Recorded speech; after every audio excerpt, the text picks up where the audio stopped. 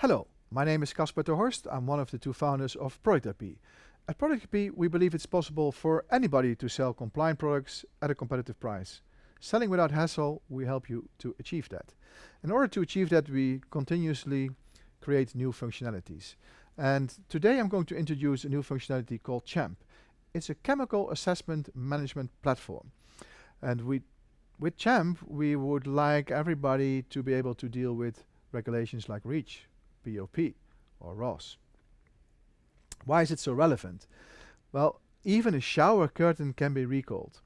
This shower curtain actually was recalled for various reasons. It had cadmium that could cause cancer, and it didn't meet the requirements of the persistent organic pollutants, the POP regulation, because it had a SCCP, a short chain something complex, exactly that, SCCP. CHemp, you need CHemp. Why is there a need for CHemp?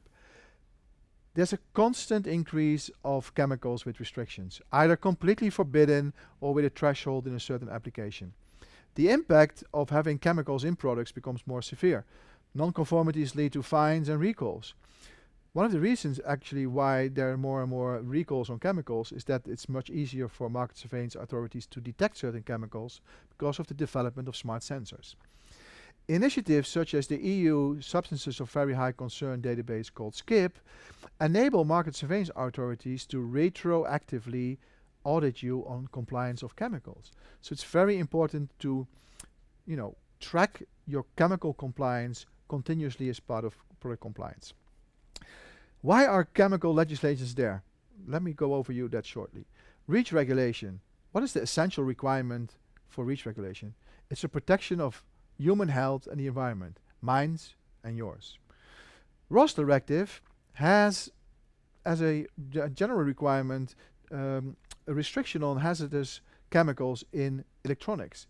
If there's too high levels of heavy metals like cadmium or mercury or lead in solder on electronics, you cannot recycle them. So there's a balance between what you put into the electronics now so that you can reuse it in the future. Very relevant. POP regulation, it's not new. It might be new for you, but it is there since 1979. These are chemicals, a big group of chemicals that basically are there to stay. They end up in food supply chain and they end up in you and me. Not good. One very common legislation is food contact migration legislation, food contact material legislation. It's there in the cup that you drink coffee from, the plate that you eat your bread and dinner from. You don't want to eat that cup and plate. You just want to eat and drink food. What most do in order to try to manage chemical legislation is simply test everything for everything. This is impossible. Again and again for every order, this equals to wasting money. And it does not improve the situation. It does not lead to change. The reason why everybody tests everything for everything, every order, is because they say, my supplier doesn't have any information. This is odd.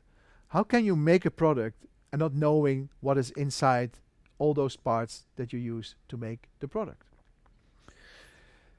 Simply testing everything for everything is also a myth. It cannot be.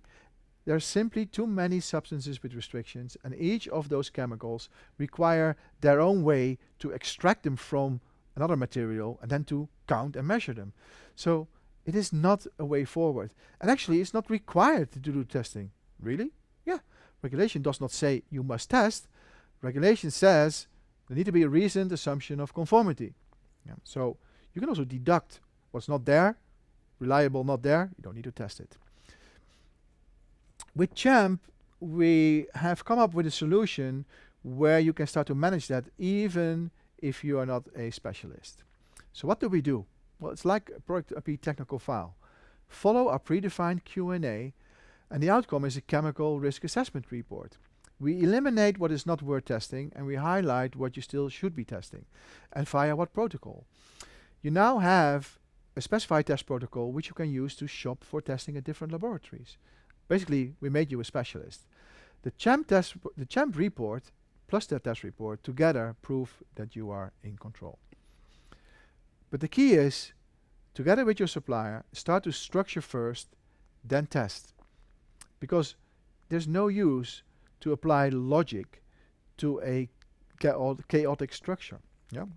So in order to be able to start using CHEMP, first you need to know that there are only 4 types of chemical exposure: breathing in, skin contact, contact via your mouth, and taking in chemicals via the eyes. Some chemicals like formaldehyde do that.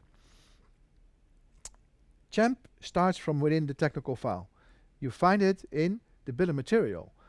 Bill of material is first, and you start the component dialog by clicking on the button and start to add structured information, like a parts number. Now, I know for many of you, when you look at bill of materials in technical files, they lack structure. So you need to start to apply structure. Part number is a mandatory field in the component dialog. Part numbers improve traceability. By trying to push your supplier to become more structured, you will see your overall product compliance will start to improve. From there, it's follow the predefined Q&A. Select what kind of material is used, and even what kind of submaterial is used. And there are even more questions for production method, colors, anything that is relevant, starting with that material that you choose. This component dialog, yes, it's work, but you repeat it for the different parts, and when you have finished adding all those parts, generate the risk assessment report by clicking the green button. CHEMP demonstrates that you are in control, and it is also taking care of the chemical parts of the compliance legislation. Detailed chemical knowledge is not required, but what is required is understanding the product, which is what you do, and understanding the production steps. So does CHEMP save money? Well, we have seen cases of reduction test fees from US dollar 3,000 to 600. For a set of products, that was a significant reduction. And this was not just for the first test and the first order, it was for every order. So this adds up.